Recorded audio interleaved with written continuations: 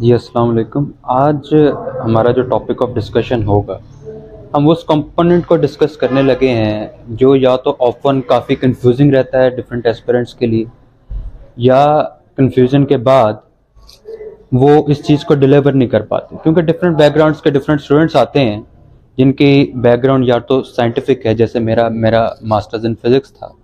तो मुझे ये नहीं पता था कि एक थ्योरेटिकल क्वेश्चन को कैसे कन्वे किया जा सकता है। काफ़ी कन्फ्यूजन्स आती हैं, काफ़ी सर्कुलेटिंग मिथ्स होती हैं, काफ़ी सर्कुलेटिंग ओपिनियंस होते हैं रिगार्डिंग क्वेश्चन अटेम्प्टिंग।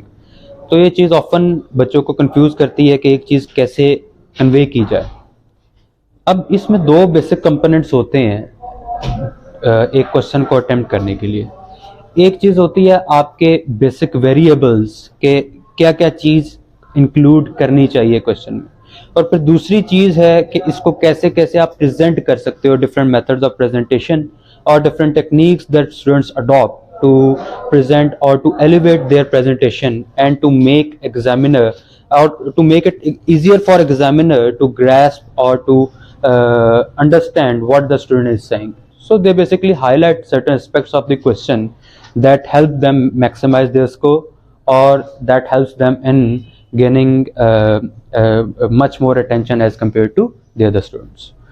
So अगर हम देखें तो basic components of a question, सबसे पहले एक ये चीज होती है कि एक क्वेश्चन के क्या क्या पार्ट होने चाहिए। Second component is break down of a question into headings, और इसमें एक सब हेडिंग्स, तो एक क्वेश्चन को कैसे ब्रेक करना चाहिए लॉजिकली। और जो थर्ड कंपोनेंट है वो है पेपर प्रेजेंटेशन, कि इसमें मैप्स, फ्लो चार्ट्स या कीवर्ड्स का यूजेज जो क्वेश्चन में रिपीट हो रहे हैं वो कैसे किया जाए। तो ये सारी चीजें एक क्वेश्चन का पार्ट होती हैं जो आपकी प्रेजेंटेशन को या आपकी चीजों को जो ये आप खुद से करते हो, जो आपके पेपर को डिफरेंशिएट करती है फ्रॉम द अदर एस्पिरेंट्स। कुछ होते हैं वो सिंपल वन लाइनर हेडिंग्स दे के अटेम्प्ट करना पसंद करते हैं, लेकिन they don't have a differentiating factor, और they are not compensating the examiner as much as the others are. So basic अब कंपटीशन इतना बढ़ गया है कि अब आपको कुछ एक्स्ट्रा चीजों पे फोकस करना पड़ेगा।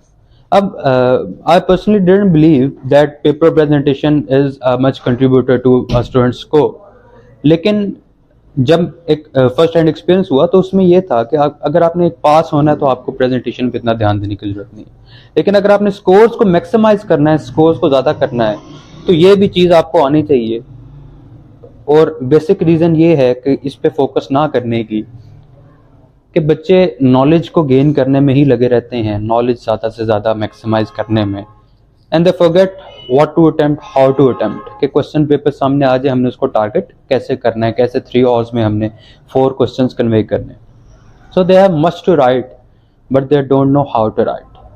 सो हम इसी चीज़ को आज टारगेट करेंगे। सो इन कंपोनेंट्स को, सबसे पहले basic components of a question, एक आपका बेसिक इंट्रोडक्शन होता है, सेकेंड आपकी ये सारी बॉडी, आपकी एक्सप्लेनेशन जो आपका बेसिक क्वेश्चन पे टारगेट होता है, आपने उसको अटेम्प्ट कैसे करना है, and the last component is your conclusion. ये 3 कंपोनेंट्स होते हैं introduction of a question, not of the topic. You have to introduce the question. आप अपना बेसिक स्टांस एक क्वेश्चन पे देते हैं, in short to the point बात करके कि इस क्वेश्चन में क्या पूछा जा रहा है, मेरा क्या ओपिनियन है, वो आपका इंट्रोडक्शन है। Second component is your basic body, कि आपके कैसे मेन हेडिंग्स और सब हेडिंग में चीजें डिवाइड होंगी, and the third component is conclusion. अब अगर हम देखें क्वेश्चन नंबर 4 में, national security policy of security challenges of Pakistan. अब क्वेश्चन इस तरह नहीं पूछा जाता। अब ये बच्चे ने क्या करते हैं कुछ स्टूडेंट्स के, क्वेश्चन नंबर हाईलाइट करके कि कौन सा क्वेश्चन अटेम्प्ट करना है, उसका बेसिक आइडिया लिखते हैं कि इस क्वेश्चन में बेसिक जो डायमेंशन है, जो चीज पूछी जा रही है वो क्या है। तो इस क्वेश्चन में बेसिक चीज जो हाईलाइटेड थी that was national security challenges of Pakistan.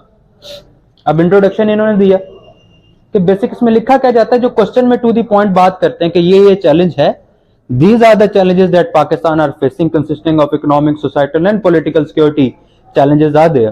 तो टू द पॉइंट बात की कि ये इश्यूज हैं, इनको एक्सप्लेन नहीं करते। आपने टू द पॉइंट टास्क देना है कि क्वेश्चन में जो चीज पूछी जा रही है उसमें मेरे लिहाज से ये चीज है, उसको एक्सप्लेन आपने बॉडी में करना है। सो फर्स्ट कंपोनेंट, अगर हम बेसिक ब्रेकडाउन को देखें, कंपोनेंट्स बेसिक हो गए। Second component is basic breakdown of a question.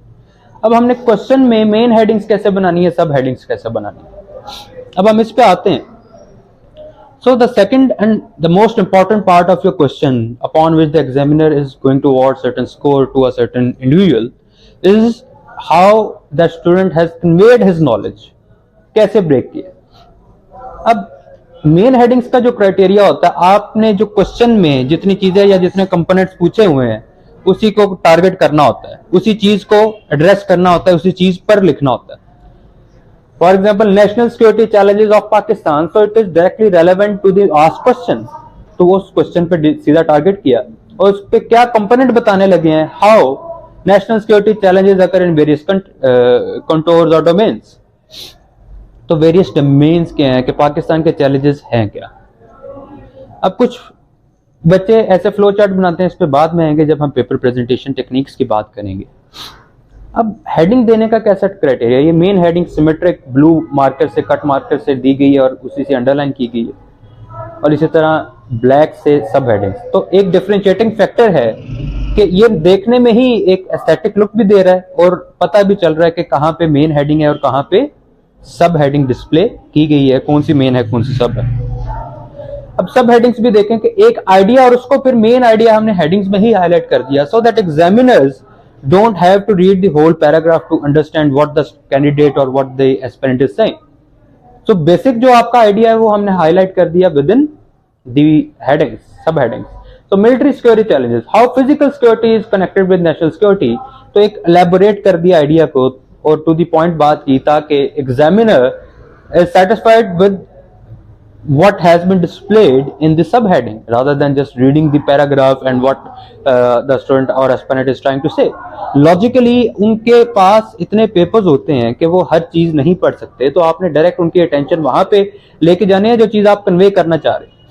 Again societal security challenges are bringing concerns in national security of Pakistan, तो ऐसे आपने डिस्प्ले करना है क्वेश्चन को कि मेन हेडिंग्स और सब हेडिंग्स में।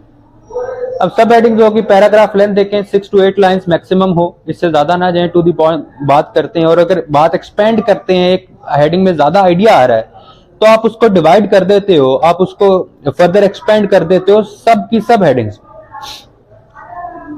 सेकंड जो क्वेश्चन में चीज पूछी गई थी that was foreign policy revision, how to revise the foreign policy and how to tackle the security challenges of Pakistan, तो वो चीज हमने टारगेट की और उसी कंपोनेंट को ये क्वेश्चन में अगर पूछे गए हैं वही कीवर्ड यूज किए गए कि foreign policy revisions needed to tackle national security challenges of Pakistan. तो ये आपका सेकंड कंपोनेंट है कि आपने keywords of the question main headings उसी से बनाए, क्वेश्चन में जो चीज पूछी गई है, और फिर सब हेडिंग्स में आपने एलैबोरेटिव स्टांस देना है ताकि एग्जामिनर को ढूंढना ना पड़े कि एक बच्चा क्या कह रहा है। ये सिंपल एक प्रेजेंटेशन स्टाइल है कि आप हेडिंग्स को एलैबोरेटिव बनाएं, मेन हेडिंग्स की डिस्ट्रीब्यूशन करें, आपकी सब हेडिंग और मेन हेडिंग एक दूसरे से डिफरेंशिएट हो रही हो।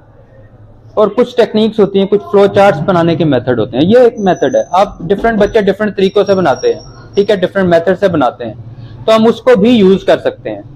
सो we do not need to confine ourselves कि एक बच्चे ने ये बना लिया, बच्चे इसको कॉपी करेंगे। कॉपी कर सकते हैं लेकिन काफी और चीजें भी होती हैं, creative, be creative.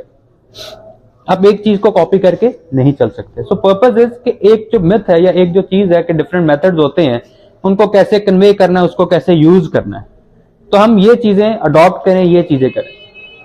So this was the first component that I was going to discuss today कि कैसे एक क्वेश्चन को अटेम्प्ट किया जा सकता है। अगेन अब इसमें टाइम मैनेजमेंट इश्यूज भी आते हैं कि कैसे टाइम को मैनेज करें। आपने 8 पेजेस इस बच्चे ने लिखे, अब 8 पेजेस को आपने 4 क्वेश्चंस करने हैं और 3 आवर्स के अंदर अंदर कंप्लीट भी करना है। So the same presentation style has been repeated in this paper. तो ये प्रेजेंटेशन स्टाइल सारे क्वेश्चन में लगाया गया है ताकि एग्जामिनर को रीड ना करना पड़े और उसका डायरेक्ट अटेंशन सीख हो और वो प्रिसाइसली बता सके whether the student is on point और not. So this is first component. अब इसी तरह सेकंड कंपोनेंट जो आपका आता है कि how to present yourself on to a paper, कि आप पेपर एक किस तरह प्रेजेंट कर सकते हो। तो उसके लिए फॉर एग्जांपल हम एक पेपर देखते हैं जिसमें थोड़ी सी मैप्स की इंक्लूजन, करंट अफेयर्स। ठीक है। अब करंट अफेयर्स में थोड़े से external threats faced by Pakistan, same presentation style क्योंकि सेम स्टूडेंट का है, ये ऐसे ही ज़्यादा करते हैं प्रेजेंट क्वेश्चंस को, तो आप इसी तरह कर सकते हैं। आपने एक फिक्स, देखें आपने उधर पेपर अटेम्प्ट करना है, आपने अपने करने हैं, तो आप एक फिक्स प्रेजेंटेशन स्टाइल डिसाइड करें कि मैंने मेन हेडिंग्स ऐसे देनी है, सब ऐसे देनी है, कौन सा कलर कंट्रास्ट यूज करेंगे, कौन सा मार्कर यूज करेंगे, ये चीजें प्री डिसाइडेड हो, आपने इस चीज पे प्रैक्टिस प्लानिंग की हो, रिगरस प्रैक्टिस की हो। जैसे ये मैप है, तो मैप आपका इंडिकेट करे कि what this map is going to indicate within your paper and how it is going to make it easy for the examiner to understand what this candidate और the aspirant is saying. So आपने इस तरह highlight करना है कुछ factors, कुछ चीजों को, कि आपका पेपर प्रेजेंटेशन भी एलिवेट हो, पेपर एक एस्थेटिक लुक भी दे, आपका पेपर बाकी बच्चों से, बाकी कैंडिडेट से डिफरेंशिएट भी हो, और आपका आइडिया इजीली कन्वे भी हो।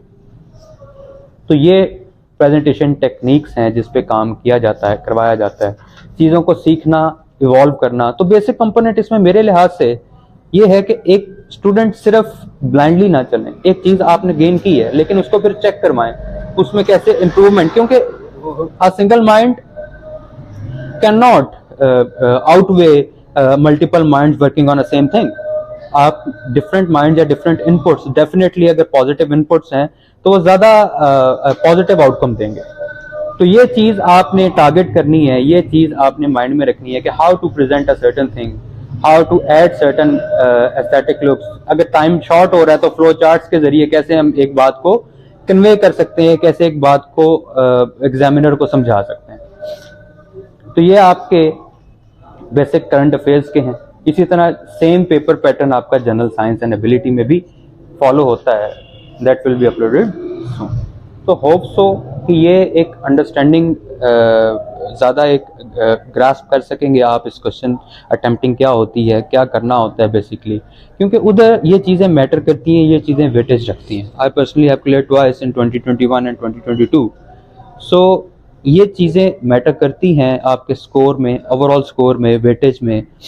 क्यों, आप लॉजिकली देखें, एक बंदा आपको एक बात समझा रहा है तो आपको कैसे समझ आएगी जब वो बात हाईलाइटेड हो, टू द पॉइंट हो, और वो इजीली अंडरस्टैंडेबल हो। तो कॉम्प्लिकेटेड वर्ड्स यूज करना हमारा मकसद नहीं होता, इजी बात कन्वे हो, लेकिन उसको कन्वे करने के काफी तरीके होते हैं। अच्छी एक्सप्रेशन का मतलब ये नहीं होता कि आपके वर्ड्स बहुत मुश्किल आपने यूज किए। अच्छी एक्सप्रेशन का मतलब है कि आप उसको प्रेजेंटेबल वे में, अट्रैक्टिव लगे पढ़ने में, इस तरह आपने उसको फ्रेजेस की फॉर्म में डिवाइड करके करना है कि एक आइडिया, डैश डालें, कॉलन डालें, कॉमा डालें, सेमी कॉलन डालें, use your punctuation with your headings, with in your headings. इस तरह आप इजीली अपनी बात कन्वे कर सकेंगे। So thank you all for listening. Hope so this will help to the serious aspirants who are going to appear in 2024 or in special CSF exams.